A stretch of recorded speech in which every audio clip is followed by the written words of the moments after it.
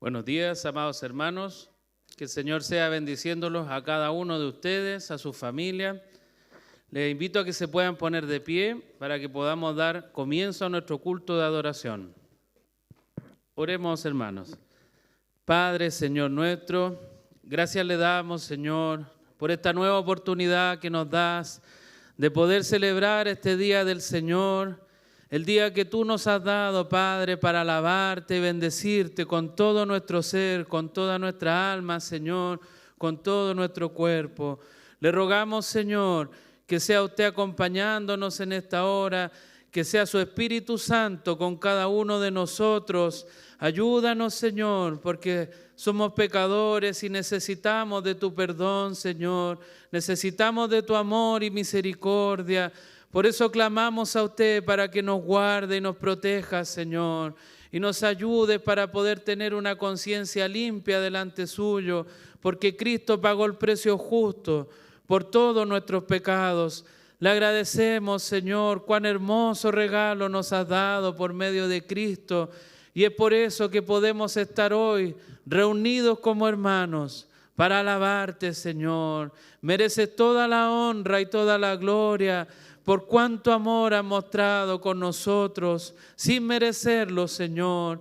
Por eso te alabaremos en esta hora, cantaremos a ti, Señor, oraremos, Padre, leeremos la palabra y escucharemos la predicación.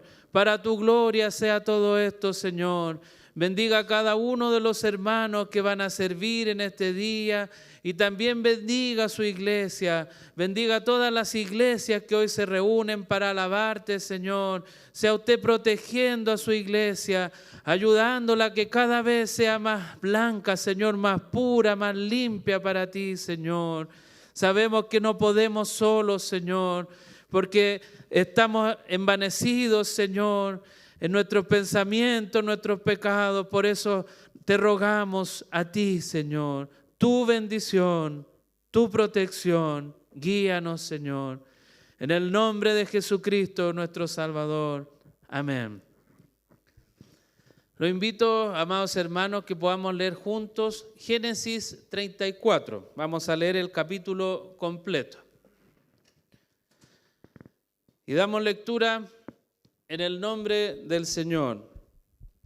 Y salió Dina, la hija de Lea, a quien ésta había dado a luz a Jacob, a visitar a las hijas de la tierra. Y cuando la vio Siquem, hijo de Hamor Heveo, príncipe de la tierra, se la llevó y se acostó con ella y la violó. Y él se prendó de Dina, hija de Jacob, y amó a la joven, y le habló tiernamente. Entonces Siquem habló a su padre Hamor, diciendo: consígueme a esta muchacha por mujer. Y Jacob oyó que Siquem había deshonrado a su hija Dina, pero sus hijos estaban con el ganado en el campo. Y Jacob guardó silencio hasta que ellos llegaran.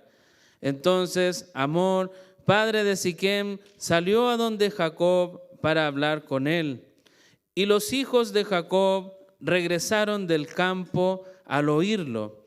Y aquellos hombres se entristecieron y se irritaron en gran manera por Siquem. Había cometido una infamia en Israel, acostándose con la hija de Jacob, pues tal cosa no debe hacerse. Pero Hamor habló con ellos diciendo: el alma de mi hijo Siquem anhela a vuestra hija. Os ruego que se la deis por mujer. Enlazaos con nosotros en matrimonios. Dadnos vuestras hijas y tomad las nuestras para vosotros. Así moraréis con nosotros, y la tierra estará a vuestra disposición. Habitad y comerciad y adquirir propiedades en ella. Dijo también Siquem al padre y a los hermanos de ella: si hallo gracia ante vuestros ojos, os daré lo que me digáis. Pedidme cuanta dote y presentes queráis, y os daré conforme a lo que me digáis. Pero dadme a la joven por mujer. Pero los hijos de Jacob respondieron a Siquem y a su padre Hamor y les hablaron con engaño, porque Siquem había deshonrado a su hermana Dina. Y le dijeron: no podemos hacer tal cosa, dar nuestra hermana a un hombre no circuncidado, pues para nosotros eso es una deshonra. Solo con esta condición os complaceremos, si os hacéis como nosotros, circuncidándose cada uno de vuestros varones. Entonces, sí os daremos nuestras hijas y tomaremos vuestras hijas para nosotros y moraremos con vosotros y seremos un solo pueblo. Pero si no nos escucháis y no os circuncidáis, entonces tomaremos a nuestra hija y nos iremos. Y sus palabras parecieron razonables a Hamor y a Siquem, hijo de Hamor. El joven, pues, no tardó en hacerlo, porque estaba enamorado de la hija de Jacob, y él era el más respetado de toda la casa de su padre. Entonces, Hamor y su hijo Siquem vinieron a la puerta de su ciudad y hablaron a los hombres de la ciudad, diciendo: estos hombres están en paz con nosotros. Dejadles, pues, morar en la tierra y comerciar en ella. Porque ved, la tierra es bastante amplia para ellos. Tomemos para nosotros a sus hijas por mujeres y démosles nuestras hijas. Mas solo con esta condición consentirán ellos, en morar con nosotros para que seamos un solo pueblo. Que se circuncide todo varón entre nosotros, como ellos están circuncidados. ¿No serán nuestro su ganado y sus propiedades y todos sus animales? Consintamos solo en esto, y morarán con nosotros. Y escucharon a Hamor y a su hijo Siquem, todos los que salían por la puerta de la ciudad, y fue circuncidado todo varón, todos los que salían por la puerta de la ciudad. Pero sucedió que al tercer día, cuando estaban con más dolor, dos hijos de Jacob, Simeón y Leví, hermanos de Dina, tomaron cada uno una espada y entraron en la ciudad, que estaba desprevenida, y mataron a todo varón. Y mataron a Hamor y a su hijo Siquem a filo de espada, y tomaron a Dina de la casa de Siquem y salieron.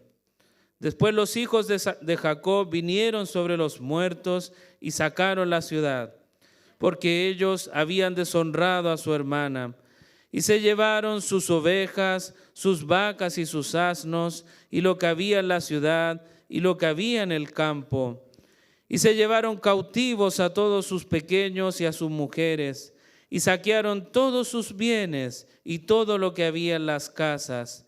Entonces Jacob dijo a Simeón y a Leví: me habéis traído dificultades, haciéndome odioso entre los habitantes del país, entre los cananeos y los fereceos. Y como mis hombres son pocos, ellos se juntarán contra mí y me atacarán, y seré destruido yo y mi casa. Pero ellos dijeron: ¿había de tratar él a nuestra hermana como a una ramera? Que el Señor bendiga su palabra. Este es un texto complejo a primera vista, amados hermanos, y es importante que cada uno en su familia pueda tomarse un tiempo y meditar en la palabra del Señor. Este capítulo en particular tiene tanta enseñanza que obviamente yo no la puedo transmitir en un minuto, pero sí nos muestra la maldad de este mundo, donde una persona que comete un acto tan vil como la violación que se presenta acá, viene otros y lo juzgan con gravedad aún mayor, y no solo matan a uno, sino que matan a un montón de otras personas inocentes que no tenían nada que ver con este acto. A pesar que el violador se arrepiente y quiere restaurar las cosas, a estas personas que juzgan con su juicio, estamos hablando de Simeón y Leví, ellos vienen y matan a todos sin ninguna compasión. Esto va a tener consecuencias más adelante en la historia, pero ¿cuál es la reflexión breve que podemos sacar? es que ninguno de nosotros es justo delante del Señor. Todos somos como cada uno de los casos que acabamos de ver acá. Si tratamos de juzgar con nuestro juicio, vamos a cometer los mismos errores que estamos viendo acá. Porque solo hay uno que es justo, y no es usted y no soy yo, es Cristo el Señor. Él es el que puede juzgar a la humanidad y lo va a hacer con justicia, y no va a dar por inocente al culpable. Es por eso que necesitamos a un Salvador, porque ninguno de nosotros es digno delante de Él. Por eso clame al Señor, arrepiéntase de sus pecados y gócese en la salvación que Dios le ofrece, porque es Cristo el que nos da su salvación y es Él el que perdona nuestra maldad, que es incluso peor de la que acabamos de leer. Que el Señor sea glorificado, que el Señor se goce en este día con nuestro culto de adoración. Que Dios les bendiga, amados hermanos.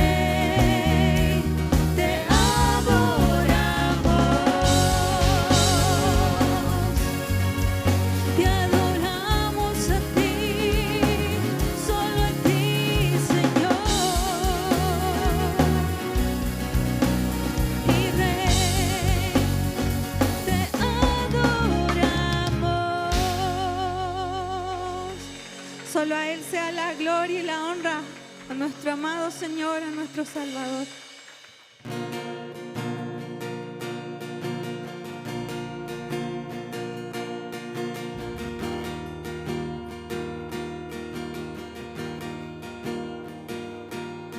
Como siervo que brama por las aguas,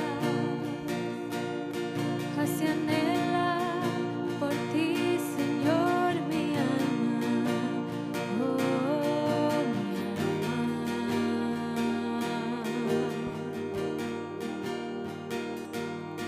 Como árbol plantado junto a aguas, así mi ser se deleita en tu palabra, tu palabra.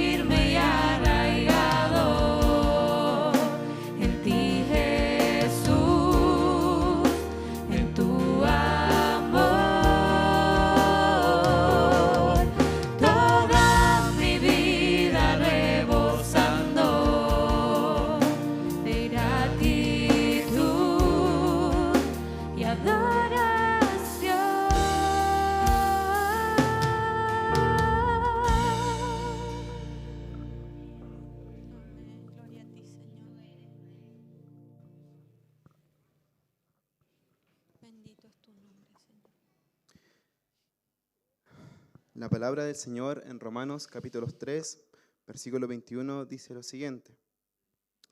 Pero ahora, aparte de la ley, se ha manifestado la justicia de Dios, testificada por la ley y por los profetas. La justicia de Dios por medio de la fe en Jesucristo, para todos los que creen en Él, porque no hay diferencia, por cuanto todos pecaron y están destituidos de la gloria de Dios, siendo justificados gratuitamente por su gracia, mediante la redención que es en Cristo Jesús, a quien Dios puso como propiciación por medio de la fe en su sangre, para manifestar su justicia, a causa de haber pasado por alto en su paciencia los pecados pasados, con la mira de manifestar en este tiempo su justicia, a fin de que Él sea el justo, y que Él justifica al que es de la fe de Jesús. ¿Dónde pues está la jactancia? Queda excluida. ¿Por cuál ley? ¿Por la de las obras? No, sino por la ley de la fe. Concluimos pues que el hombre es justificado por fe sin las obras de la ley. ¿Es Dios solamente Dios de los judíos? ¿No es también Dios de los gentiles? Ciertamente, también de los gentiles. Porque Dios es uno, y Él justificará por la fe a los de la circuncisión, y por medio de la fe a los de la incircuncisión. Luego, ¿por la fe invalidamos la ley? En ninguna manera, sino que confirmamos la ley. Amén. Sigamos adorando a nuestro Señor.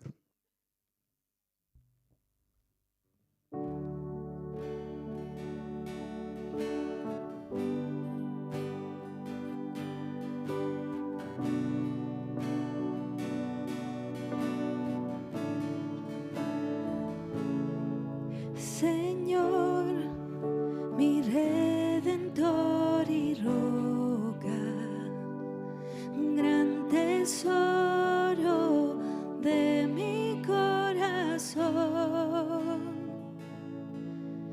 Mi Dios, como tú no hay otro, solo en ti hay gozo y salvación.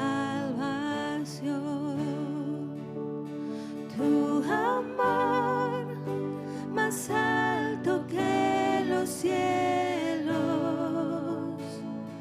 tu gracia más honda que el mar, tu ley es mi sabiduría, mi bien mayor y mi necesidad.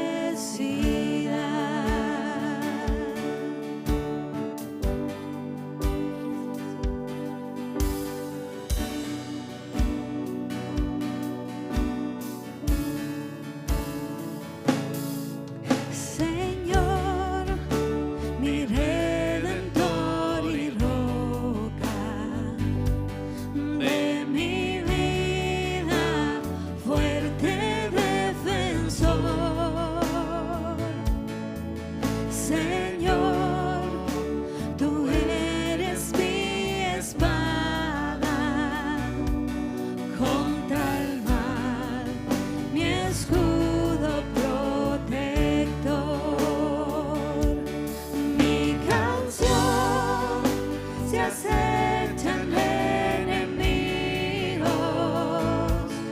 esperanza en medio del dolor. Mi bien en todo sufrimiento, refugio fiel en densa oscuridad.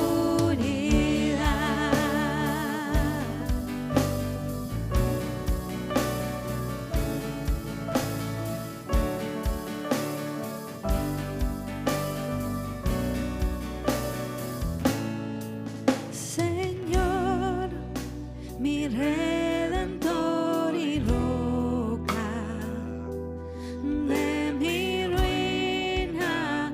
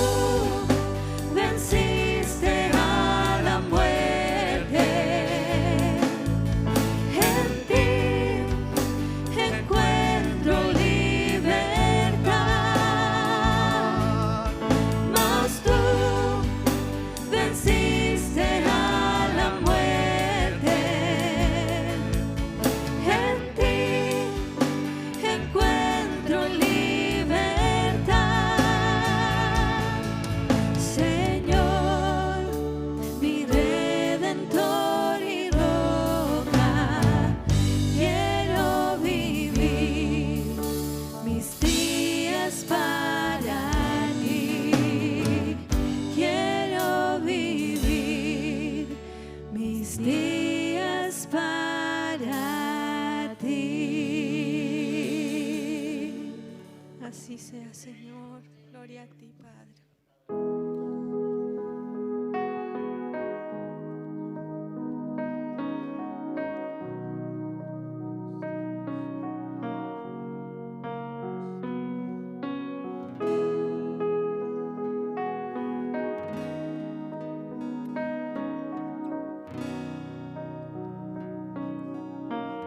Profundo es el amor de Cristo, más que el infierno y la maldad. Dejó su trono y su gloria para traernos hacia Él. Más ancho es el amor de Cristo que el foso que nos separó. Me alcanzó en mis tinieblas, solo en Él hay salvación.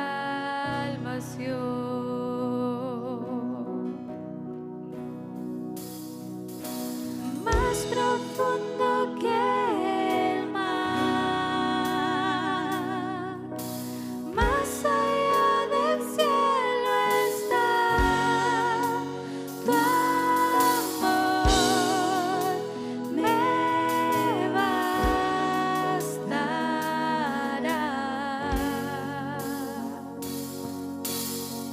Más fuerte es el amor de Cristo que mi enemigo más feroz. Me sostiene en la tormenta, las aguas no me cubrirán. Me guiará el amor de Cristo, en el más hondo valle aquí. Me pastoreará por siempre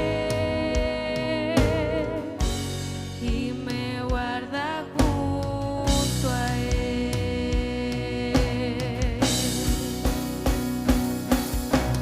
Más profundo que el mar, más allá del cielo está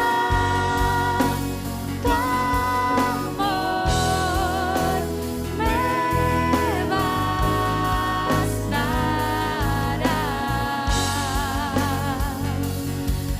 Más fuerte que la tempestad, venció el pecado y la maldad. Tu amor me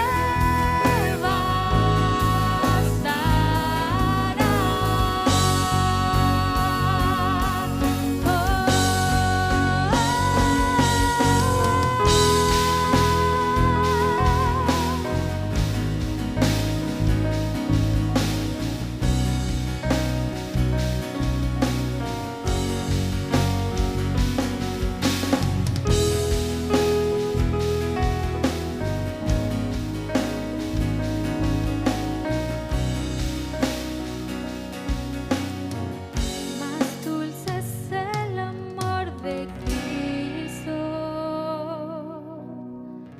mientras más cerca estoy del fin. Disfrutaré su amor por siempre, ante su trono estaré. Me llenará el amor de Cristo, al su rostro contemplar.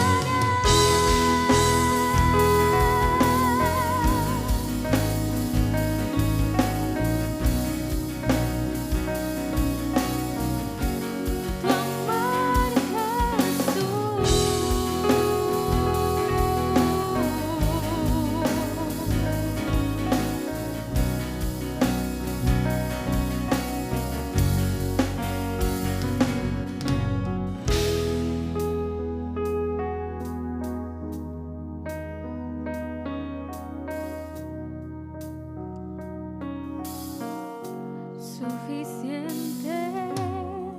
para mí.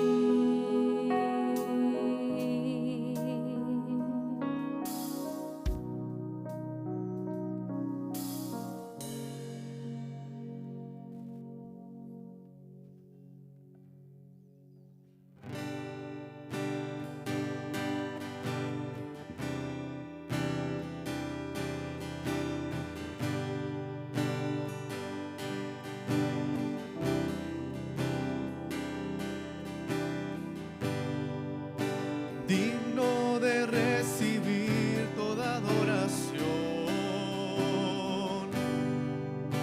digno de recibir hoy esta canción,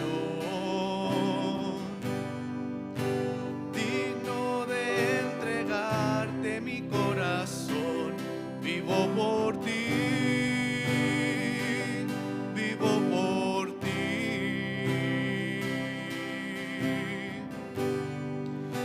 Cristo Jesús, no hay otro nombre igual.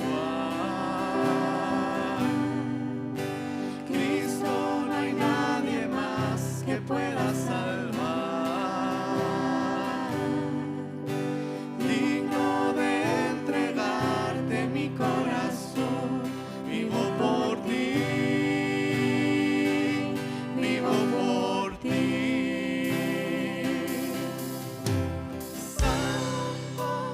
Como tú no hay nadie, Dios incomparable. Abre tú mis ojos, Cristo. Quiero conocerte más, Dios, ser lleno de ti hoy y llevar tu amor al mundo.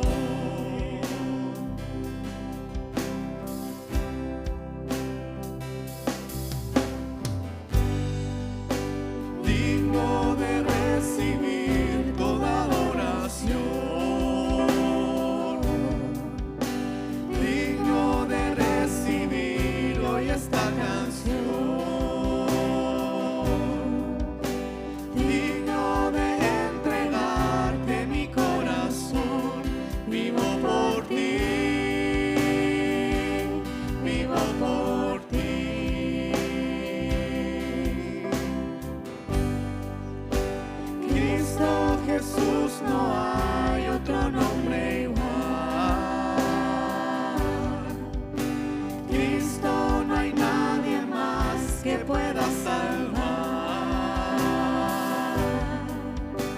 Digno de entregarte mi corazón. Vivo por ti, vivo por ti. Santo, como tú no hay nadie, Dios incomparable. Abre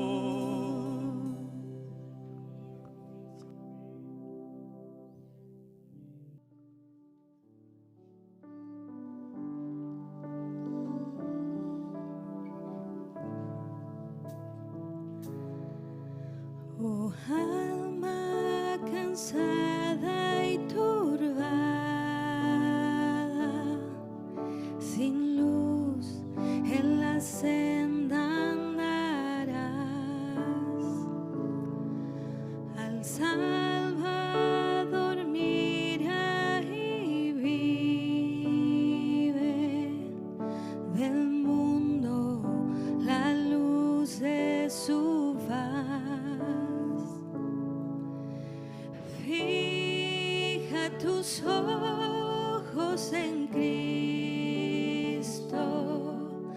tan lleno de gracia y amor, y lo terrenal sin valor será a la luz del glorioso Jesús. De muerte a vida eterna te llama el Salvador fiel. En ti no domina el pecado, hay siempre victoria en él. Fija tus ojos en Cristo, tan lleno de gracia y amor, y lo terrenal sin valor será a la luz del glorioso Jesús,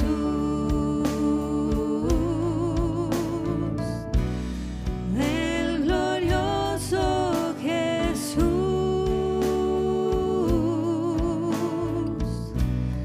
del glorioso Jesús,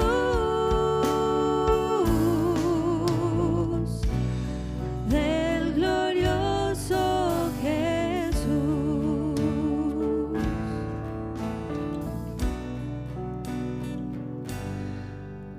Jamás faltará su promesa. Él dijo, contigo estoy. Al mundo perdido de pronto, y anuncia la salvación hoy. Fija tus ojos en Cristo, tan lleno de gracia y amor, y lo terrenal sin valor será a la luz del glorioso Jesús,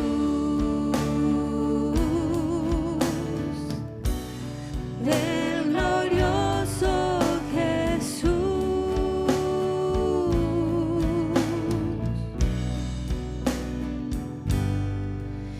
Yo fijo mis ojos en Cristo, tan lleno de gracia y amor, y a lo terrenal no vale más, a la luz del glorioso Jesús. Señor, te damos gracias por este tu día, Señor, en el que nos permites reunirnos. Queremos exaltar y alabar tu nombre, Señor. Sabemos que somos tu iglesia, Señor, tu pueblo, parte de aquel que compraste, Señor, con tu sangre en todo el mundo. Y reconocemos, Señor, que tu favor está sobre nuestras vidas, que es tu gracia lo que nos ha levantado y lo que nos ha permitido estar acá, Señor. Y si hoy día elevamos alguna alabanza, alguna canción, si oramos, es solo por tu misericordia derramada sobre nosotros. Señor, no queremos alejarnos de aquello, Señor, no queremos depender de nuestra fuerza o de nuestra capacidad, al contrario, te alabamos y te exaltamos grandemente por lo que tú has hecho, Señor. Dios mío, que a ti sea la gloria por siempre, Señor, en nuestras vidas, en el quehacer de nuestra iglesia, Señor, y en todo lugar donde nosotros estemos. También queremos rogar, Señor, antes de pasar a tu palabra, que puedas bendecir a nuestros hijos, a los niños, Señor, y a los maestros que van a estar con ellos. Señor, guíales, enséñales, guárdales, acompáñales, Señor, y permite que sea un tiempo de edificación para sus vidas, y oramos por su salvación, Señor. También te pedimos por nosotros que quedamos acá, que tu Espíritu Santo nos ilumine y nos dé entendimiento y tu palabra pueda llegar a lo profundo de nuestro corazón, Señor. Necesitamos que tú nos transformes, Señor. Yo te pido por misericordia para mí, Señor, que siendo pecador, Señor, debo exponer tu palabra santa. Señor, dame gracia para ser fiel a tu palabra, que tu nombre sea exaltado, Señor, y que tu iglesia sea edificada en nuestra oración. En el nombre de Jesús. Amén. Vamos a leer los versículos 6 al 9. Gálatas 1, versículos 6 al 9. Cuando lo tenga, dígame amén, por favor, para que leamos juntos. No se amontonen. Deje hablar a su hermano, gracias. Bien. ¿Hace mucho frío todavía, parece? ¿No? Bien. Gracias al Señor. A nuestros hermanos que nos han facilitado las estufas también y a los servidores que están siempre y a los hermanos de alabanza también que nos ayudan a calentar en la mañana.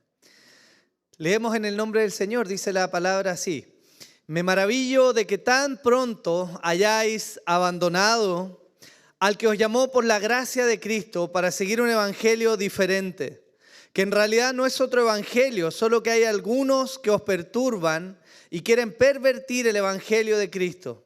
Pero si aún nosotros o un ángel del cielo os anunciara otro evangelio contrario al que os hemos anunciado, sea anatema. Como hemos dicho antes, también repito ahora: si alguno os anuncia un evangelio contrario al que recibisteis, sea anatema. La historia nos muestra, hermanos queridos, que han existido en múltiples ocasiones abusos y malos usos del evangelio de nuestro Señor Jesucristo. Esto no es un problema nuevo, no es algo propio de la iglesia de este tiempo, sino que es algo que desde el mismo origen del cristianismo se ha levantado de tiempo en tiempo, y es un motivo por el cual la iglesia muchas veces se ha tenido que levantar.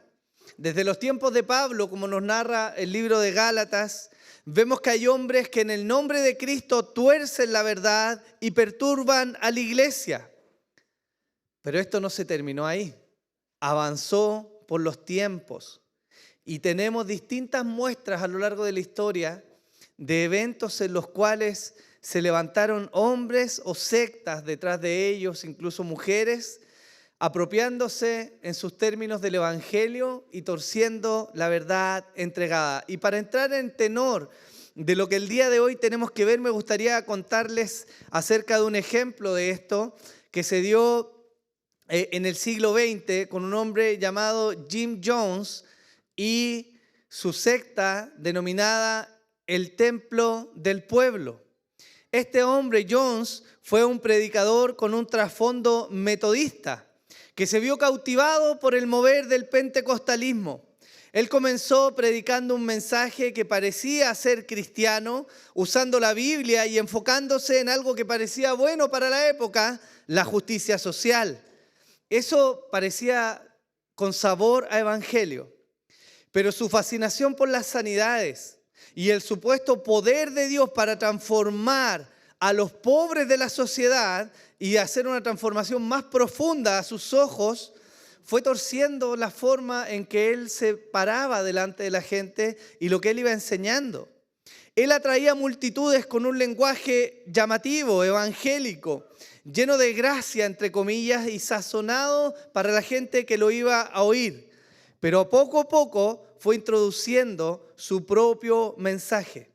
Exaltaba su figura, reinterpretaba las escrituras para someter a sus seguidores y en lugar de llevarlos a Cristo, los llevó a idolatrar al hombre, a él mismo.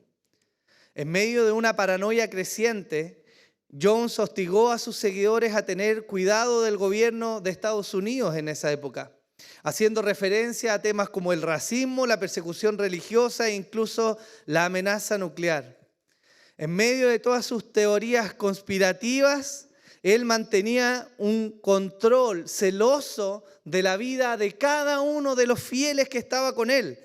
Sus matrimonios, su forma de crianza, su vida sexual, la comunicación con sus familiares y con el mundo exterior, todo estaba bajo la lupa de este predicador.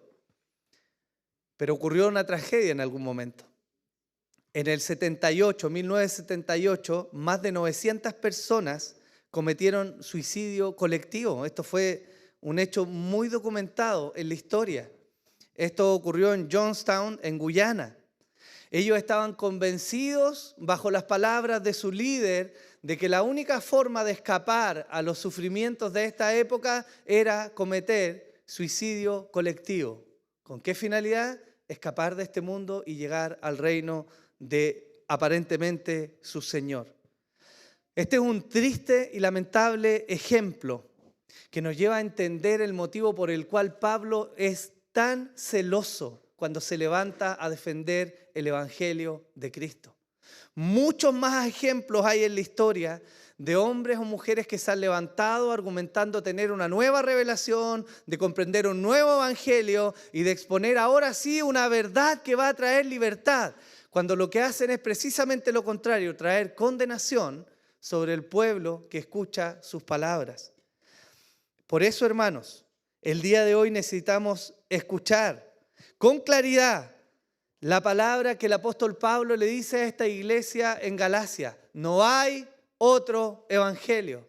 Es el tenor de la enseñanza del día de hoy y es aquello por lo que Pablo se levantó de manera ruda contra sus hermanos para exponer la realidad del verdadero evangelio y entonces la libertad que viene con él. Si nosotros vamos al texto que leímos al inicio de esta enseñanza, tenemos que identificar primero cuál es el problema de los Gálatas. Y en esta sección particular, hermanos, lo que Pablo hace es precisamente exponer cuál es el motivo de la carta que él está escribiendo. ¿Qué es lo que está ocurriendo?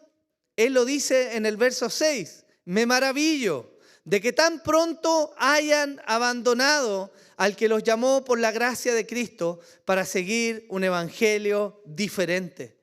Pablo escribe a estos hermanos en la región de Galacia absolutamente sorprendido de que tan poco tiempo después de que los había ido a ver, ellos se estén desviando del evangelio y con eso abandonando a aquel que los había llamado. Quiero hablar de tres cosas que son importantes en términos textuales y que nos ayudan a enfatizar la profundidad de lo que Pablo está viendo delante de él y por lo tanto de las palabras que él escribe. La primera de ellas es que Pablo se dice estar maravillado. Y yo quiero que piense por un momento, ¿quién es el que escribe esta carta? ¿Quién es? El apóstol Pablo. ¿De qué iba a estar maravillado él? Si había presenciado asesinatos, había validado matar a hombres, había perseguido a la iglesia, se había levantado, era un hombre instruido y había tenido la revelación misma de Jesucristo. ¿Qué lo podía impactar? No era un hombre fácil de sorprender. Pablo era un hombre que conocía la vida. Él había recorrido muchos lugares, había experimentado muchas situaciones. No era alguien a quien se le podía pillar por sorpresa. Pero él se presenta a los Gálatas de manera muy particular, acto seguido después de dar el saludo y de manera diferente a como lo hace en todo el resto de sus cartas, donde bendice o saluda o reconoce el esfuerzo de los hermanos. Aquí Pablo pasa inmediatamente al asunto de que lo tiene ocupado en su mente. Él no se desdice ahora en agradecimiento, en reconocer la fe de ellos, no, él va al punto. ¿Por qué? Porque está maravillado. Esa palabra tiene dos acepciones, una positiva y una negativa. En Mateo 8, por ejemplo, se nos habla de un uso positivo de esa palabra. Y él les dijo, ¿por qué estáis amedrentados, hombres de poca fe? Entonces se levantó, reprendió los vientos y al mar, y sobrevino una gran calma, y los hombres se maravillaron, diciendo, ¿quién es este que aún los vientos y el mar le obedecen? Esa es una forma en que se usa la palabra que el apóstol dice para decir estoy maravillado. Una sorpresa, algo maravilloso, llamativo, bueno en algún sentido, una connotación positiva. Pero esa misma palabra tiene una connotación negativa, que es aquella que usa el apóstol Pablo. Un ejemplo de esto lo tenemos en el Evangelio de Marcos, en el capítulo 6, desde el versículo 4, donde dice la Escritura así: y Jesús les dijo, no hay profeta sin honra, sino en su propia tierra, y entre sus parientes y en su casa, y no pudo hacer allí ningún milagro, solo sanó a unos pocos enfermos sobre los cuales puso sus manos, y estaba maravillado de la incredulidad de ellos. Una connotación negativa. La misma palabra, maravillarse, reconocer algo, quedar sorprendido, puede ser utilizada de buena, con una connotación positiva o negativa, pero la que usa el apóstol acá es una connotación negativa. ¿Por qué? ¿Por qué el apóstol está maravillado? Él lo dice, porque los Gálatas, a quien les escribe, han abandonado tan pronto al que los llamó por la gracia de Cristo. Y aquí hay algunas aclaraciones que debemos hacer. En primer lugar, el apóstol Pablo declara que los Gálatas han abandonado al que los llamó. La palabra puede traducirse como trasladarse, y en el sentido en el que el texto lo muestra, se refiere a cambiar de posición o de lealtad. De hecho, esta palabra solía usarse comúnmente en el contexto de soldados que desertaban de su ejército o de políticos que cambiaban su posición diametralmente. De eso tenemos harto en nuestro país, lamentablemente. Ese es el tenor de la palabra. Ese han abandonado han trasladado su lealtad. Eso es lo que el apóstol Pablo le está diciendo. Pero también él está añadiendo un adverbio para indicar cuándo ocurrió eso. Él les dice tan pronto. ¿Se acuerdan que yo les hablé en la primera enseñanza que nosotros estamos tomando, ¿cierto?, la idea de que los Gálatas son aquellos que estaban al sur de Galacia, los habitantes de Listra, Derbe, Antioquía de Pisidia? ¿Se acuerdan o no? Perfecto. No lo voy a mirar, yo voy a creer que sí se acuerdan. Si nosotros tomamos esa hipótesis respecto a los destinatarios, entonces sabemos que la carta tuvo una fecha de escritura alrededor del 49. El primer viaje de Pablo fue alrededor del 46, 47, un poquitito más. Eso quiere decir que entre que él visitó esta región y predicó el evangelio y fundó esta iglesia y ellos se desviaron, pasaron 1 o 2 años. Eso es muy, muy pronto. Eso maravilla al apóstol. Ellos recién habían escuchado la palabra del evangelio. Hacía nada en términos humanos que él había estado compartiendo con ellos y les había mostrado la salvación que hay en Jesús. Pero rápidamente, como él lo señala, ellos se habían apartado.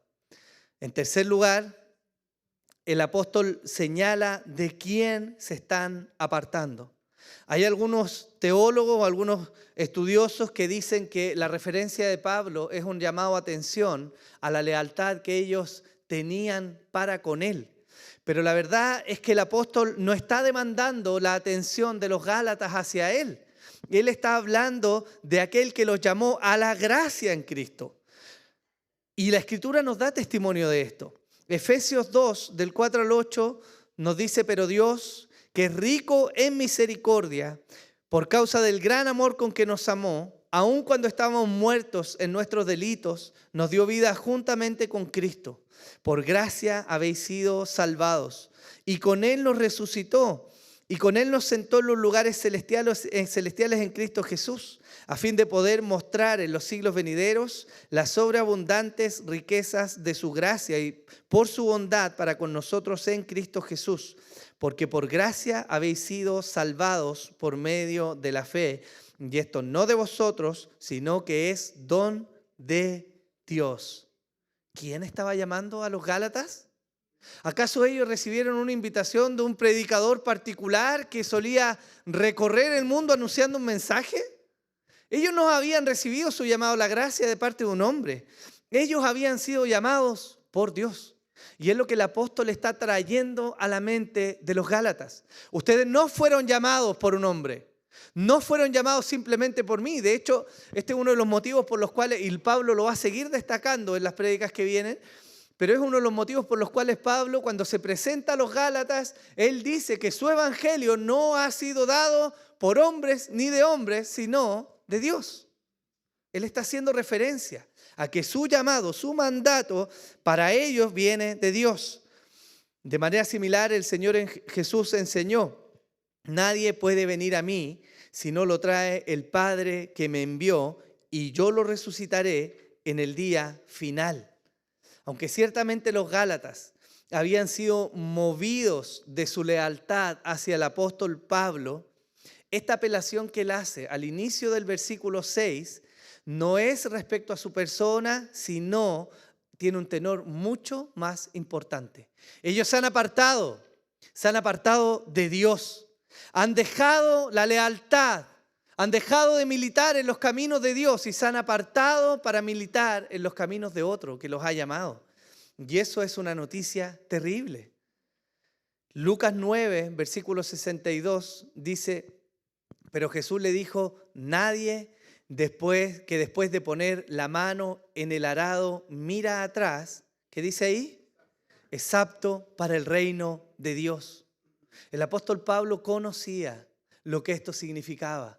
Y su expresión, su asombro, el maravillarse viene porque estos hermanos, al abandonar a aquel que los había llamado, están demostrando precisamente lo que el Señor dijo. Están mirando atrás después de tomar el arado, y eso significa que no son dignos del reino de Dios.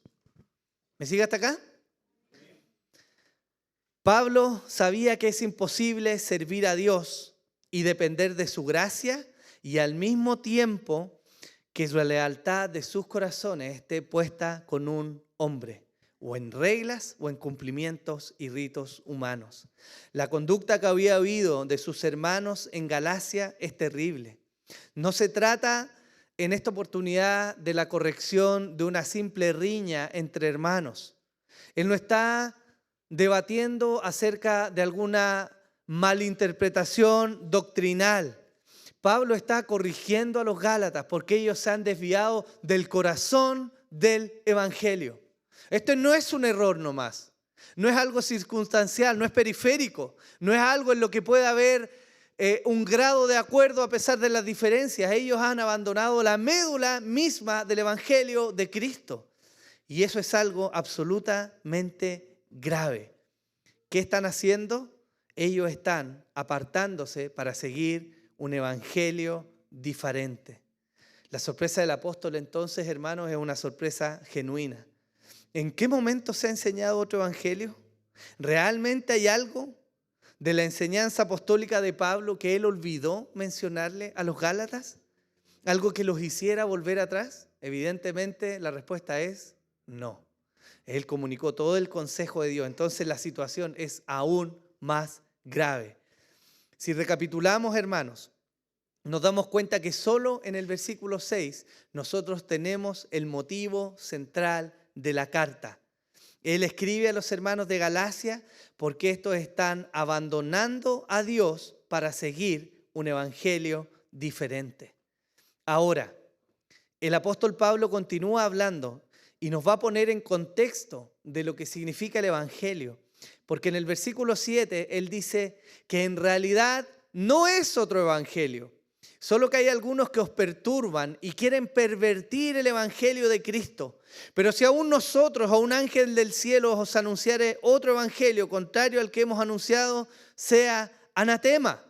Luego de que Pablo confronta a los hermanos de Galacia con la traición que ellos están cometiendo a los fundamentos del evangelio, él pasa a dar una declaración absolutamente confrontacional. No hay otro evangelio. No hay otro evangelio. No hay matices. No hay grises entre medio. No hay otro evangelio. Es solo uno, el evangelio de Cristo. Ahora, si nosotros vamos a estudiar esto el día de hoy, mi primera pregunta para todos los que estamos acá es: si conocemos realmente lo que es el Evangelio. ¿Qué es el Evangelio? El mismo apóstol Pablo da una descripción de lo que es el Evangelio de Cristo en 1 Corintios 15. Él dice, ahora os hago saber, hermanos, el Evangelio que os prediqué, el cual también recibisteis, en el cual también estáis firmes, por el cual también sois salvos si retenéis la palabra que os prediqué, a no ser que hayáis creído en vano.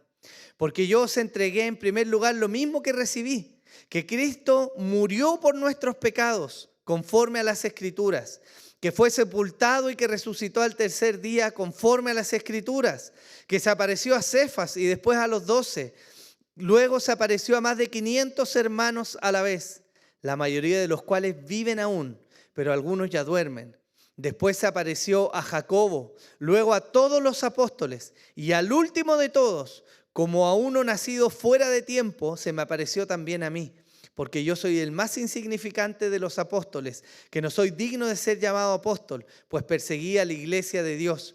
Pero por la gracia de Dios soy lo que soy, y su gracia para conmigo no resultó vana. Antes bien he trabajado mucho más que todos ellos, aunque no yo, sino la gracia de Dios en mí. Sin embargo, haya sido yo o ellos, así predicamos y así creísteis. El Evangelio, en términos de lo que el apóstol Pablo está narrando bajo la inspiración divina, describe la buena noticia de que Cristo ha muerto por nuestros pecados y que Él se ha levantado de los muertos y ha testificado de su victoria en la cruz. Todo esto conforme a las Escrituras. Esa es una definición que las mismas Escrituras nos dan. Pero yo quiero mencionar lo que algunos autores dicen respecto al Evangelio. Joel Vicky, por ejemplo, dice: el Evangelio es el mensaje de la gracia soberana de Dios en Cristo, llamando a los pecadores a arrepentirse y creer en el Salvador crucificado y resucitado para vida eterna. Juan Calvino, por ejemplo, dijo: el Evangelio es la predicación de la gracia gratuita de Dios en Cristo, con la que se nos ofrece la justicia de Cristo para que seamos reconciliados con Dios. El Evangelio, entonces, es un aspecto central de la fe cristiana. Es el fundamento sobre el cual nos relacionamos con Dios y considera elementos tan importantes que es de vida o muerte, no solo comprenderlos, sino además defenderlos. Y esto lo sabía el apóstol Pablo. Su celo, sus palabras, su asombro, su dolor viene precisamente porque él sabe que no están tratando acá con algo periférico, ellos están tratando con el núcleo de la vida cristiana. Y esto es el Evangelio de Jesús. Amén. Si miramos lo que Pablo define en 1 Corintios, hay algunos elementos que debemos destacar, hermanos. El primero de ellos es que el Evangelio, como la propia palabra lo dice, son buenas noticias. La palabra evangelio significa literalmente buenas noticias. Y en el término o en el contexto de la Biblia, esto se refiere al establecimiento del reino de Dios por medio del Mesías prometido y trae una serie de implicancias que tienen que ver con las bendiciones que llegaban con la llegada de este Mesías. Marcos 1:14 se nos presenta el inicio del ministerio de Jesús y sus palabras son las siguientes. Después que Juan había sido encarcelado, Jesús vino a Galilea proclamando, ¿qué vino proclamando? El Evangelio de Dios y diciendo: el tiempo se ha cumplido y ¿qué se ha acercado? El reino de Dios. Por lo tanto, arrepentíos y creed en el Evangelio. El evangelista Mateo escribió en Mateo 11: al oír Juan en la cárcel las obras de Cristo, mandó por medio de sus discípulos a decirle: ¿eres tú el que había de venir o esperamos a otro? Y respondiendo Jesús les dijo: id y contad a Juan lo que oís y veís. Jesús está testificando a los discípulos de Juan respecto a lo que ellos habían oído. ¿Eres tú el que había de venir? ¿Quién es el que había de venir según las buenas noticias? El Mesías. ¿Y el Mesías que iba a traer cuando viniera? El Evangelio del reino, ¿cierto? Y él les dice entonces: id y contad a Juan lo que oís y veís, que oyen y que ven. Los ciegos reciben la vista, los cojos andan, los leprosos quedan limpios, los sordos oyen, los muertos son resucitados y a los pobres se les anuncia el Evangelio. Eso es lo que acompaña la venida del reino. Esas son las buenas noticias. Isaías 52, mucho tiempo antes de que Jesús encarnara, se nos dice: por tanto, mi pueblo conocerá mi nombre. Así que en aquel día comprenderán que yo soy el que dice: heme aquí.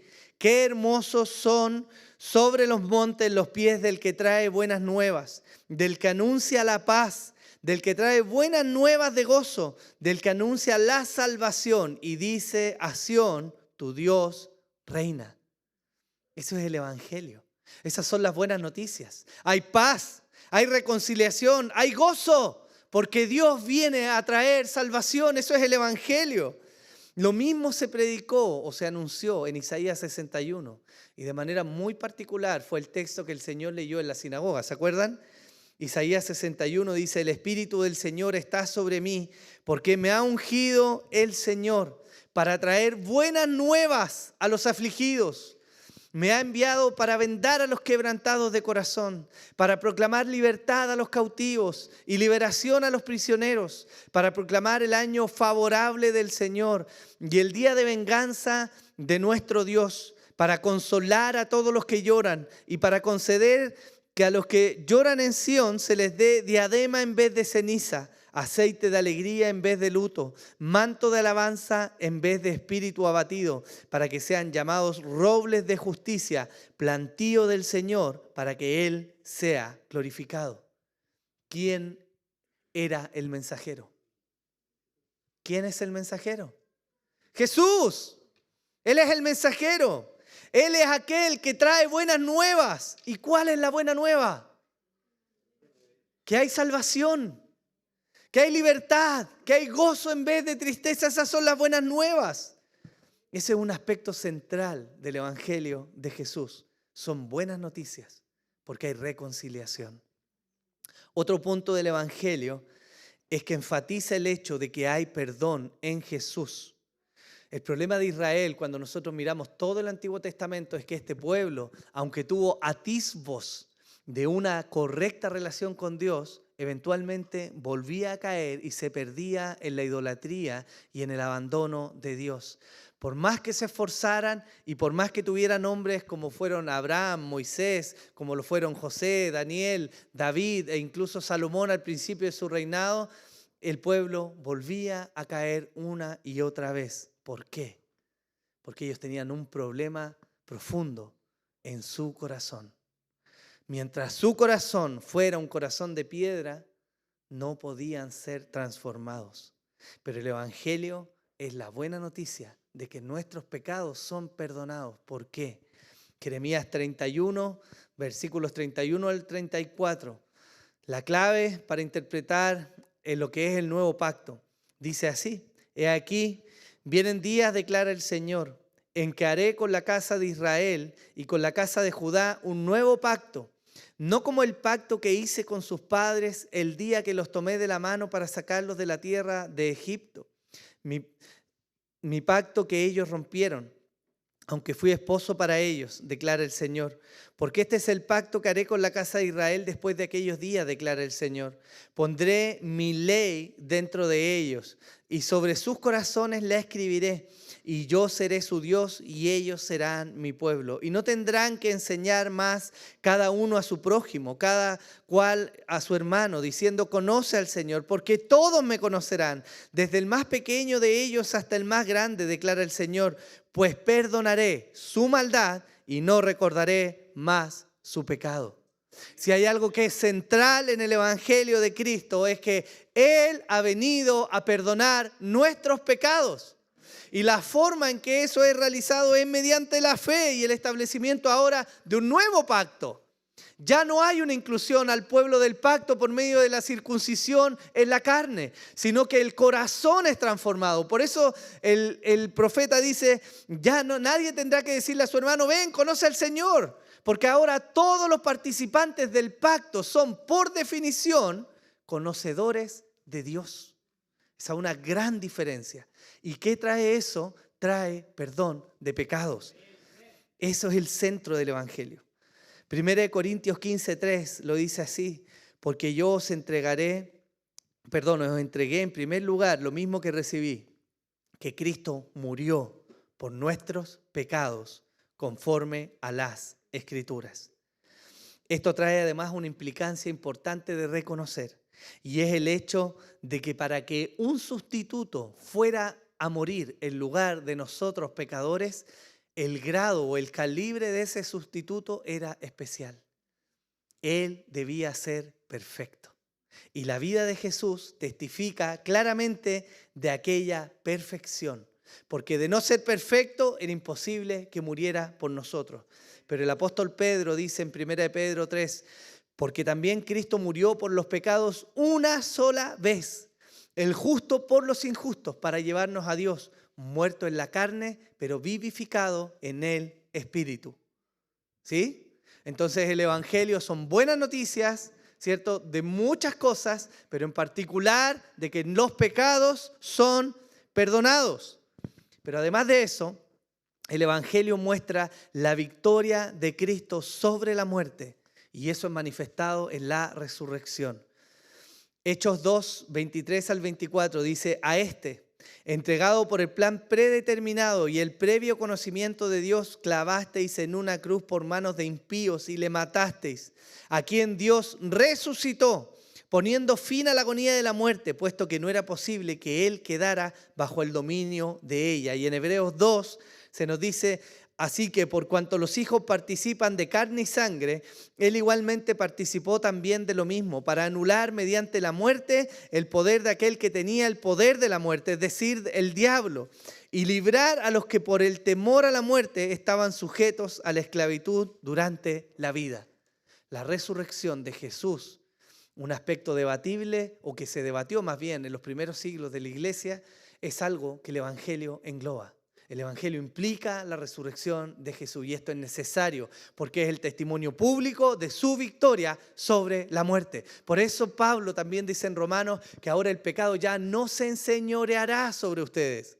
Porque aunque pecamos, ya no somos esclavos del pecado, porque hemos sido libertados y eso por la victoria de Jesús en la cruz. Amén. ¿Qué más nos dice el Evangelio? Además de todo esto, recalca algo muy particular. Recalca el hecho de que el Evangelio muestra la gracia de Dios para con nosotros los pecadores. Y esto de manera muy particular es medular en la enseñanza de Pablo.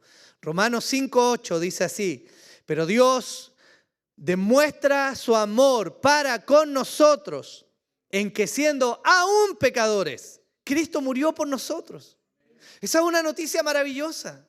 El Evangelio no plantea que tú tienes que ganar el favor de Dios.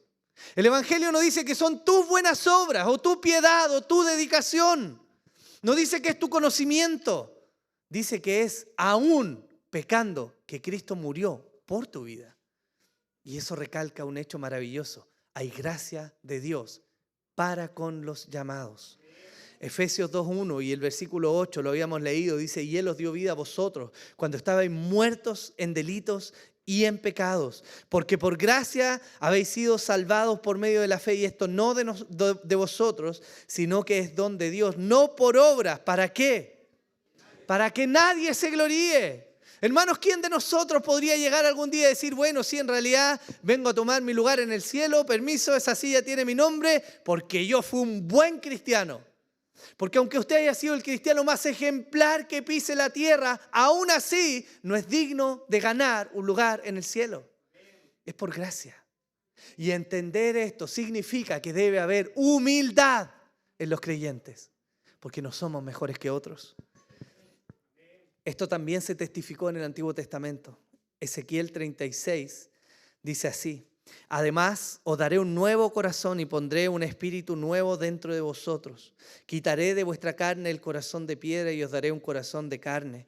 Pondré dentro de vosotros mi espíritu y haré que andéis en mis estatutos y que cumpláis cuidadosamente mis ordenanzas. La secuencia es la siguiente. Hay un corazón duro que es transformado por uno de carne. Y ahí, solamente ahí, viene la obediencia. Por lo tanto, el andar en los estatutos del Señor, el guardar sus ordenanzas, es imposible para alguien cuyo corazón no ha sido transformado. Y eso significa que si el acto inicial que desencadena toda esta vida es un acto de gracia, lo que más enfatiza el Evangelio entonces es la gracia de Dios. ¿Sí? También el Evangelio es la buena noticia anunciada desde el principio por la Escritura. Desde la misma caída, Dios testificó de un mejor porvenir para los seres humanos a pesar de la rebelión de sus corazones. Génesis 3:15, lo que se llama el protoevangelio, dice así: y pondré enemistad entre tú y la mujer, y entre tu simiente y su simiente, y él te herirá en la cabeza y tú lo herirás en el calcañar. Esa promesa, dada tanto tiempo atrás en el Génesis, es la muestra de que la gracia de Dios iba a triunfar por sobre las obras de los hombres, porque por las obras del hombre es imposible que éste llegara a salvación. Se requería un acto divino de gracia y misericordia, y eso es lo que Dios está haciendo. Jesús también habló algo de esto. En Lucas 24 dice: entonces Jesús les dijo: oh insensatos y tardos de corazón para creer todo lo que los profetas han dicho. ¿No era necesario que el Cristo padeciera todas estas cosas y entrara en su gloria? Y comenzando por Moisés y continuando con todos los profetas, les explicó lo referente a él en todas las Escrituras. No era nuevo. Este llamado de gracia al que Pablo va a estar llamando, mostrando, insistiendo a los Gálatas, no era algo nuevo, era algo revelado desde hace mucho tiempo en las Escrituras. El ministerio terrenal de Cristo cumplió todo lo que la revelación del Antiguo Testamento decía de él.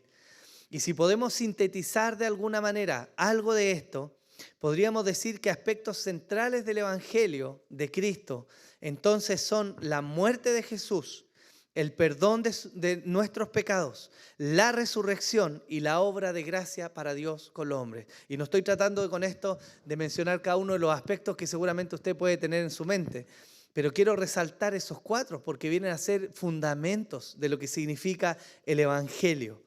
Pero sobre ellos, algo importante: la gracia de Dios destaca. El Evangelio y sus beneficios vinieron a los hombres por su gracia, por su promesa, por su muerte, por su resurrección. Y además el final y el fiel cumplimiento para los creyentes se basa no en los méritos nuestros, sino en su carácter y en los méritos de Jesús, hermanos míos. Es por esto que el apóstol Pablo se maravilla cuando los Gálatas están abandonando a aquel que los llamó, porque sabe que no hay forma alguna de salvación lejos de la gracia de Dios en Cristo. Eso es lo grave de la situación. Hermanos, ¿qué parte del Evangelio de Cristo llega a exaltar las obras de los hombres y el cumplimiento de las leyes como algo que contribuye a la salvación? Ninguna. No hay nada escrito, no hay nada puesto, no hay nada mostrado que diga que las obras son capaces de dar salvación al hombre. Esto quiere decir, o tiene más bien una implicancia. ¿Cuál es? La exclusividad del Evangelio de Cristo. El apóstol Pablo continúa su carta a los Gálatas en el versículo 7 diciéndoles así, que en realidad no es otro evangelio, solo que hay algunos que os perturban y quieren pervertir el Evangelio de Cristo. Pero él es tajante con esta declaración. No hay otro evangelio. Cuando usted le diga, ¿cierto? Vino un ángel del cielo y anunció que hay otro evangelio escrito en tablas de oro, puesto allá en la ciudad grande al norte del continente. Ese es el evangelio que completa. No hay otro evangelio. El apóstol Pablo está siendo tajante, hermanos, no hay otro evangelio. Y aunque viniera él mismo después a tratar de reparar lo que dijo a los hermanos y le dijera, ¿saben qué? Me faltó decirles algo. Él mismo les dice, oye, aunque yo venga a decirles el día de mañana hay otro evangelio, no hay otro evangelio. Y se les avisa un ángel del cielo, no hay otro evangelio. ¿Cuánto menos un hombre tiene el poder para venir a cambiar el evangelio? No hay. El apóstol está sellando la enseñanza. Él le está diciendo, afírmense en lo que ya recibieron. ¿Por qué? Porque esa recepción del evangelio está basada en los méritos de Jesús y en la gracia de Dios. Es ahí donde está el verdadero evangelio, no en otra cosa. ¿Cuál es la condenación? Que cualquiera que se atreva a presentar otro evangelio sea tenido por anatema. La palabra anatema tiene una raíz que se relaciona con el origen de las ofrendas paganas. En aquel tiempo, los rituales paganos traían o invitaban a la gente a que celebraran ofrendas, distintos tipos de ofrendas que se colgaban en las columnas de los templos, en las murallas de los templos. Y eso venía a ser una ofrenda ofrecida de manera pagana. Ese concepto es lo que engloba la palabra anatema. Por lo tanto, cuando el apóstol Pablo está diciendo que aquellos que anuncian un evangelio diferente sean tenidos por anatema, él está diciendo que se asemejan esos fraudulentos obreros a este tipo de ofrendas paganas a dioses falsos. Esos son sacrificios de idolatría y su único final, según el apóstol Pablo, es la excomulgación. Eso está diciendo él. Si hay algún hermano que viene a predicarles un evangelio diferente al de aquel que muestra la gracia de Dios en Cristo Jesús, entonces sea tenido igual que estos sacrificios idólatras, paganos. Hay que excomulgar a esos paganos, eso estaba diciendo. Y son palabras fuertes. Pero el apóstol es celoso con la verdad del evangelio, porque mover esa verdad tiene consecuencias graves, hermanos. ¿Por qué el apóstol es tan severo? Porque las consecuencias de un evangelio falso son terribles. Investiguen la historia. Hay muchas sectas que se han levantado a lo largo de los siglos, que han llevado a la gente lejos de Dios, que la han esclavizado bajo ritos, mandatos y ordenanzas de hombres, que les han privado del gozo del verdadero conocimiento de Dios. Y la consecuencia ha sido una eterna condenación. Por eso el apóstol se levanta con tanta firmeza y con tanta fuerza a condenar evangelios diferentes. Quizás estas palabras del mismo Señor Jesús son capaces de ponerle a usted en sintonía con lo que el apóstol está expresando. Marcos 9, 38 al 42 dice así. Juan le dijo, maestro, vimos a uno echando fuera demonios en tu nombre y tratamos de impedírselo porque no nos seguía.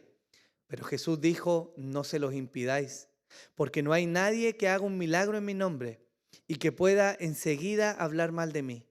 Pues el que no está contra nosotros, por nosotros está.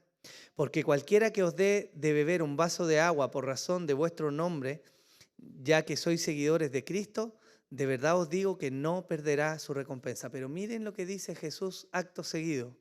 Y cualquiera que haga tropezar a uno de estos pequeñitos que creen en mí, mejor le fuera si le hubieran atado al cuello una piedra de molino de las que mueve un asno y lo echaran al mar. Ese es Jesús quien dice eso.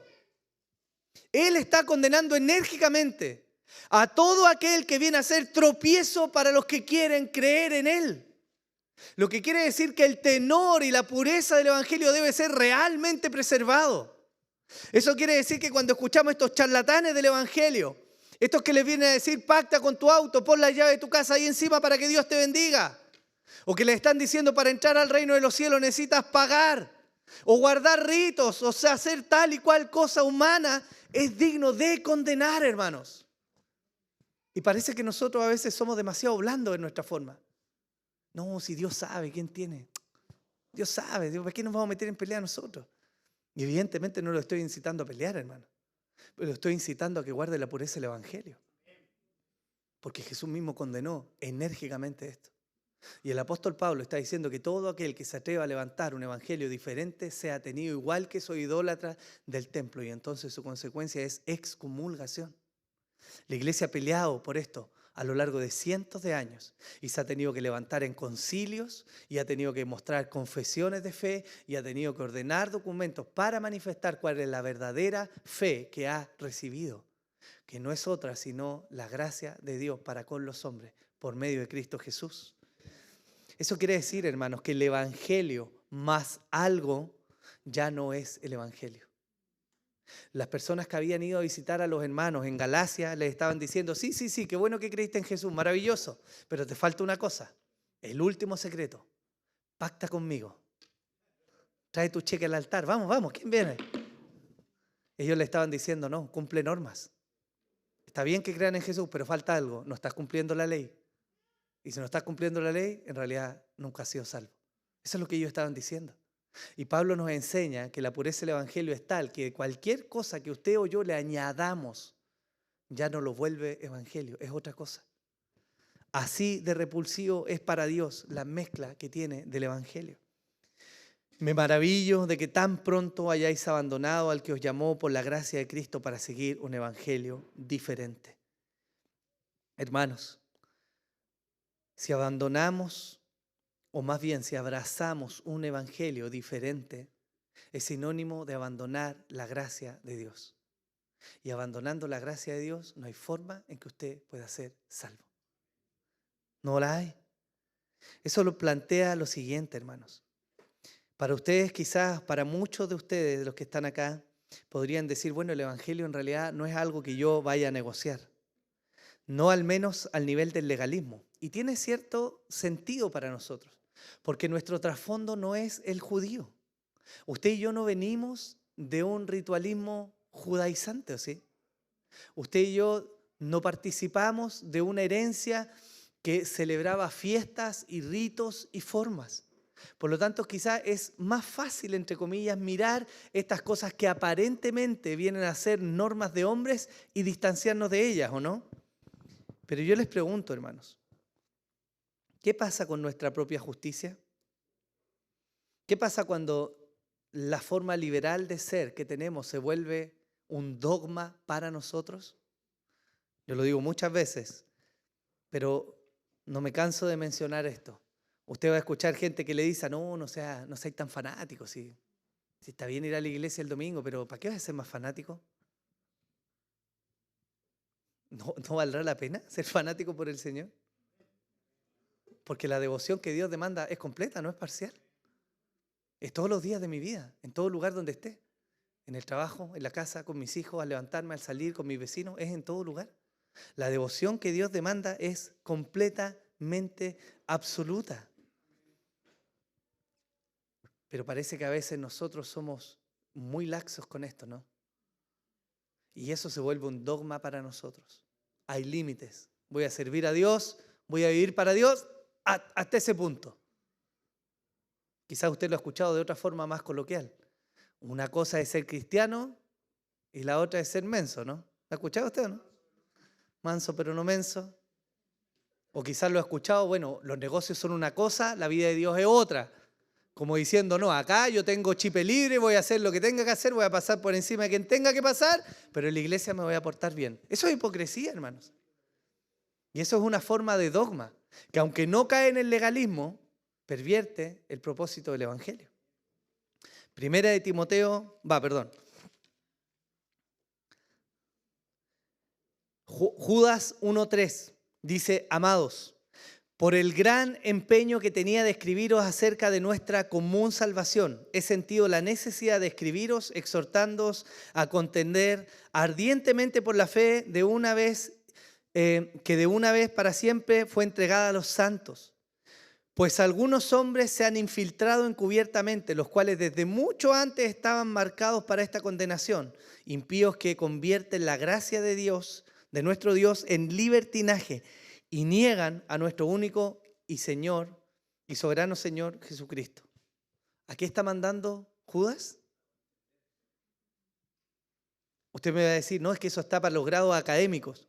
Sí, los grados académicos, ellos sí, agárrense arriba en discusiones y vean si al final es o no es esta postura. No, hermanos. El llamado a preservar la pureza del Evangelio viene de todos nosotros. Si la iglesia no es dedicada a estudiar y a buscar, a indagar la pureza del Evangelio, ¿cómo van a elegir buenos pastores? ¿Cómo? Hace algunas semanas, se los mencionaba creo que la semana anterior, Hace algunas semanas cerraron el instituto, el seminario de Charles Spurgeon, un defensor en su época de la sana doctrina. ¿Qué pasó? La iglesia perdió el vínculo. La iglesia abandonó. Ellos se conformaron con lo que oían. Tiraron la toalla, no quisieron seguir indagando, buscando, no fueron celosos en guardar la enseñanza. Y el fin se vio a lo largo de los años. Hermanos, yo me pregunto si nosotros realmente estamos siendo celosos por el Evangelio de Jesucristo. Si realmente celamos la gracia de Dios que llama a los hombres y nos alejamos entonces de toda norma y de todo estatuto que viene solamente de hombres. ¿Sabe cuál es una muestra clara en nuestras vidas de que no estamos reconociendo claramente el Evangelio? Es la forma en que miramos a otros. Eso marca el tenor inmediatamente del grado de conocimiento del Evangelio que tenemos. Este hermanito va bien, sí, va bien, está aprendiendo, pero como que es medio, como que guatea en esta área de su vida, ¿cierto? Y cuando uno hace ese tipo de juicio, uno tiene la soberbia de decir, debería ser como yo. Pero el Evangelio no nos llama a ser como yo, hermano. El Evangelio nos llama a ser como Cristo. Él es el modelo, no nosotros. Pero el orgullo que tenemos nosotros testifica de nuestra vaga y pobre comprensión del Evangelio. Además, debemos ser cuidadosos no solo de preservar la pureza del Evangelio, en este sentido que se les mencionaba, sino también de no agregar algo más al Evangelio. ¿Qué estamos poniendo además? ¿Qué estamos normando? ¿Qué estamos exigiendo para que la gente conozca al Señor? 1 Timoteo 4:16 dice, ten cuidado de ti mismo y de la enseñanza. Persevera en estas cosas porque haciéndolo asegurarás la salvación tanto para ti como para los que te escuchan. Y las palabras del Señor Jesús en Juan 13 que dicen, un mandamiento nuevo os doy, que os améis los unos a los otros como yo os he amado, así también que os améis los unos a los otros. En esto conocerán todos que sois mis discípulos, si os tenéis amor los unos para con los otros. ¿No debería ser ese el tenor en nosotros? Esa debería ser una muestra clara de que hemos recibido y comprendido el Evangelio de la gracia de Dios sobre nuestras vidas. Pero hay algo más que debiéramos procurar aplicar nosotros el día de hoy. Y es que Cristo sea exaltado y solo Cristo sea exaltado. Primera de Tesalonicenses 5, 12 y 13 dice, pero os rogamos, hermanos, que reconozcáis a los que con diligencia trabajan entre vosotros y os dirigen en el Señor y os instruyen, y que los tengáis en muy alta estima con amor por causa de su trabajo. Vivid en paz los unos con los otros. Exaltar a Cristo no significa no reconocer a aquellos que trabajan entre ustedes. Y ese es un mandato del apóstol Pablo. Sin embargo, reconocer a los que trabajan entre nosotros no significa idolatrar a los que trabajan entre nosotros. No deseamos que la gente nos mire a nosotros, hermanos. Deseamos que la gente mire a Jesús. No deseamos que la gente tenga nuestro carácter. Deseamos que tenga el carácter de Jesús. No deseamos que la gente tenga nuestro estándar. Deseamos que tenga el estándar de Jesús. Y esto es lo muy práctico. Dice mucho respecto a la forma que nos relacionamos. ¿Qué te molesta de tu hermano? Hoy escucho muchas veces, hermano, y lo digo, tenemos que trabajar en esas cosas, pero escucho muchas veces, a veces quejas. Este hermano no hace nada, esta hermana no hace nada, hermano, y no te miras. ¿Dónde está Cristo mostrado ahí? Porque por esa iglesia vino a morir el Señor. Y eso nos muestra evidentemente que nosotros no estamos en el foco. ¿No diría Dios lo mismo de nosotros? ¿Cuántas veces le he dicho? No es obediente, no hace lo que tiene que ser, no me busca, no está orando, no está guiando a su familia, no está pastoreando a sus hijos, no está acompañando a su esposa, no está siendo diligente, no está guardando la pureza. Y podría seguir. Por lo tanto, el Evangelio de Cristo tiene como sello, hermanos, la humildad en medio nuestro. Es una marca distintiva de aquel que realmente se ha encontrado con ese Evangelio que trae gracia. El problema de los judaizantes que llegaron a Galacia es que deseaban hacer copias de ellos. no deseaban conducir a la gente a Cristo. Yo me pregunto, hermano, ¿usted desea conducir a la gente a Cristo? ¿Usted desea que Cristo sea realmente mostrado en su vida, en su familia? Porque eso va a impactar la forma en que usted hace maternidad, por ejemplo. La forma en que hace paternidad. La forma en que resuelve conflictos. ¿Quién es el que más se le para la pluma? Ahí está. Ese es el que la lleva en la casa, ¿cierto? Entonces tenemos hombres con mal carácter y mujeres sometidas a la fuerza, o tenemos mujeres con mal carácter, respondonas, y hombres que evitan el conflicto. Y los dos casos son pésimos ejemplos de lo que Dios nos ha dejado a nosotros. Cuando nosotros queremos que Cristo sea exaltado, entonces yo voy a estar dispuesto a morir a mi orgullo. ¿Para qué? Para que Él sea exaltado, ¿no? Cuando yo estoy dispuesto a que Cristo sea exaltado en mi vida, entonces voy a guiar a mis hijos con amor, con pasión, con mansedumbre, con paciencia, con misericordia. Cuando el hermano tenga una falta contra mí, ¿cómo lo voy a ver? ¿Voy a ir y le voy a echar la caballería encima? Y si tengo algún grado le voy a decir, oye, ¿no sabéis con quién estáis hablando? Hermano, eso pasa muchas veces. Usted se ríe, pero en otras iglesias, no acá, pero ¿cuántas veces pasa? Y eso es una muestra de la pobre comunión con el Señor y del Evangelio de Cristo, no distante de nosotros, hermano. Si hay algo que Dios desea de su pueblo es esto: hasta que todos lleguemos a la unidad de la fe y del conocimiento pleno del Hijo de Dios, a la condición de un hombre maduro, a la medida de la estatura de la plenitud de Cristo. Él formado en nosotros. Ese es el plan de Dios. Usted experimenta pruebas y pasa dificultades y es tentado y tiene roces con la gente. La más cercana sin duda va a ser su familia siempre. ¿Para qué? No es la cruz que Dios le dio, hermano, hermana, no. Es para ser formado a la imagen de Cristo. Porque en eso es glorificado Dios. En que Cristo sea mostrado en nosotros. Ese es el Evangelio de Cristo. Por lo tanto, demos toda la vuelta. Cuando Pablo comienza a hablarle a los Gálatas y se maravilla de lo que ellos están haciendo, tiene como foco el hecho de que ellos se han alejado del Evangelio verdadero. Sin ese verdadero Evangelio no hay salvación, pero no solo eso, sino que no hay una vida llena de gracia y amor que testifica de quién es Él. A los cristianos se les llamó así por primera vez en la Biblia. ¿Sabe por qué? Porque eran pequeños Cristos. Y nosotros usamos el nombre muchas veces con patudez, porque no nos parecemos tanto a Jesús. El Evangelio de Cristo nos lleva a la humildad y a la humillación. Y eso debiera ser un tenor en nuestras vidas, hermanos. Y si hay algo que yo quiero que retenga hoy día usted de esta enseñanza, es primero que debe conocer el Evangelio. Conocer el Evangelio no es conocer el concepto, es conocer la profundidad de lo que eso implica. Él murió por nosotros. Dios nos mostró su gracia. Él resucitó para afirmar su victoria sobre la muerte, tal como está escrito.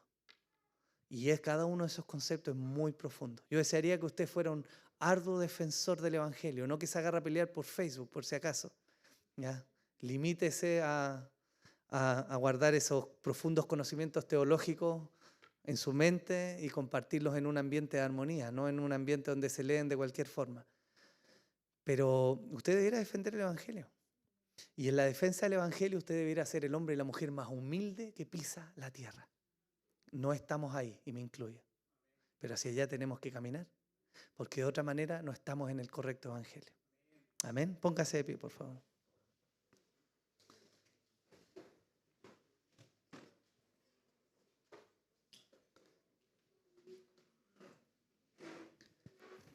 Vamos a orar al Señor, hermanos, y a rogar que su gracia y su misericordia estén sobre nosotros. Señor amado, queremos orar a ti, Señor. Tu iglesia hoy día se une en oración y queremos rogar tu gracia y tu misericordia sobre nosotros, Señor. Perdona la insensatez con la que tantas veces nos levantamos, Señor. Perdona la soberbia, Señor, con la que tantas veces miramos a otros, Señor. Líbranos, Señor, de ser entendidos bajo nuestros propios términos, Señor. o de mirar a los demás, Señor, de tal manera que sean como nosotros, Señor. Dios, menospreciando en el camino la diversidad que tú le diste a tu hermoso cuerpo, Señor, donde hay distintas funciones y distintos miembros, Señor. Dios mío, quita el orgullo de nosotros. Líbranos, Señor, de que la gente nos vea a nosotros y nos reconozca a nosotros y seamos nosotros los que estemos ahí en primera plana, en primera fila, Señor. No queremos eso, Señor. Queremos que tú seas exaltado. Permítenos, Señor, tener un corazón realmente entregado a ti, Señor. Que al momento de hablar, de ministrar, de exhortar, de corregir, de guiar a otros, Señor, la gente pueda ver la belleza que hay en ti. Señor, que puedan ver la gracia que emana de ti, Señor, como dice Pablo en Romanos, que siendo aún pecadores, aún, Señor, estando en lo peor de la bajeza, aún así, moriste por nosotros, por gracia, Señor. Ayúdanos a ser reflejo tuyo, Señor. Un pueblo que se ama, que se cuidan unos a otros, Señor. Un pueblo que sirve, Señor, no porque tiene que servir, sino con ánimo pronto, como dice la Escritura. Como un siervo agradecido de aquel que lo llamó y lo libertó desde las tinieblas, Señor.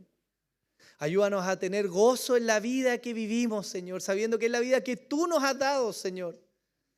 Ayúdanos a amar y cuidar a este tu rebaño, Señor, sabiendo que es tu iglesia, Señor. No es mi iglesia, Señor, no es la iglesia de una denominación, es tu iglesia, Señor. Y tú pagaste con sangre por cada uno de mis hermanos, Señor. Líbranos, Señor, de dictaminar herejías, Señor. Líbranos, Señor, de ser livianos respecto a tu evangelio y a tu palabra. Líbranos de ser legalistas, Señor. Líbranos de perder de vista tu glorioso evangelio, Señor. E inquieta nuestra mente y nuestro corazón, Señor, a poder indagar y buscar la profundidad de las riquezas que hay en ti, Señor, y en tu palabra. Yo te ruego por eso, Señor. Ayúdanos a afirmar, como Pablo decía, no hay otro evangelio. Y si este pueblo es reconocido como el pueblo del libro, el pueblo que tiene el evangelio, entonces ayúdanos a conocerlo en profundidad. Señor, para que al final de nuestros días, Señor, y en todo nuestro caminar, podamos decir con completa fidelidad, Señor, que toda nuestra vida ha sido para la gloria tuya, Señor, exclusivamente para tu gloria. Confiamos en que tú tienes cuidado de nosotros. Tú nos sustentas, Señor, tú haces justicia, tú nos provees, Señor, tú nos sostienes. Señor, y ayúdanos a vivir para ti. En el nombre de Jesús, amén y amén. Vamos a cantar al Señor, hermanos. Señor.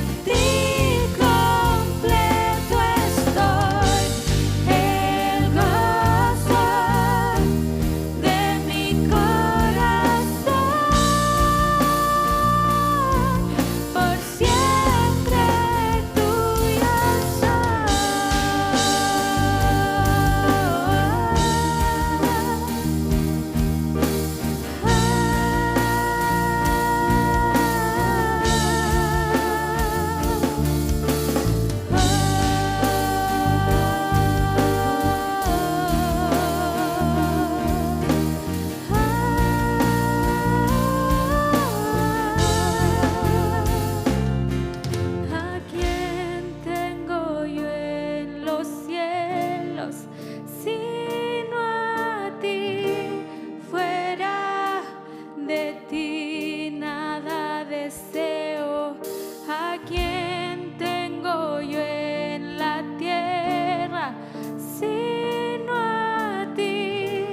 Fuera de ti nada deseo. ¿A quién tengo yo en los cielos sino a ti? Fuera de ti nada deseo. ¿A quién tengo yo en la tierra sino a ti? Fuera de ti nada deseo. ¿A quién tengo yo en los cielos sino a ti? Fuera de ti nada deseo. ¿A quién tengo yo en la tierra sino a ti? Fuera de ti nada deseo.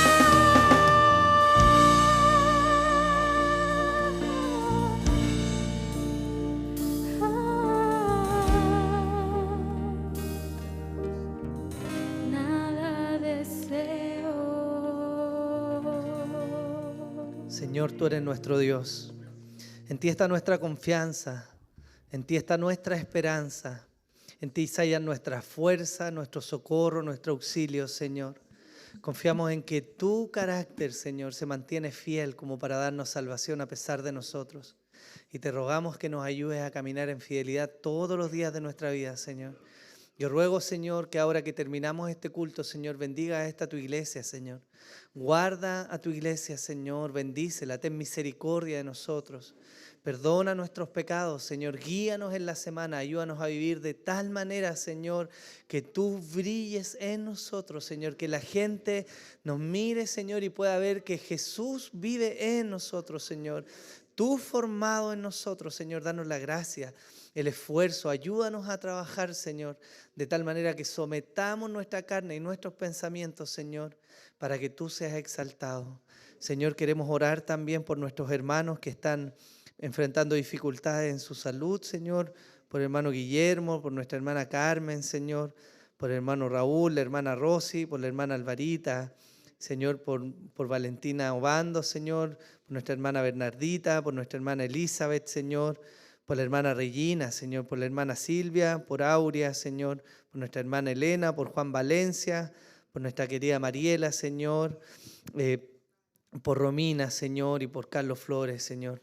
Te pedimos que tengas misericordia, Señor. Confiamos, Señor, en que en ti se halla el poder para traer sanidad, Señor, para ayudar a recuperar la sabiduría para que los médicos, Señor, den buenos tratamientos, Señor. Y ponemos a nuestros hermanos delante de ti, Señor, anhelando y rogando que tu gracia les alcance, Señor. Te adoramos y te damos gracias por este día, tu día, Señor.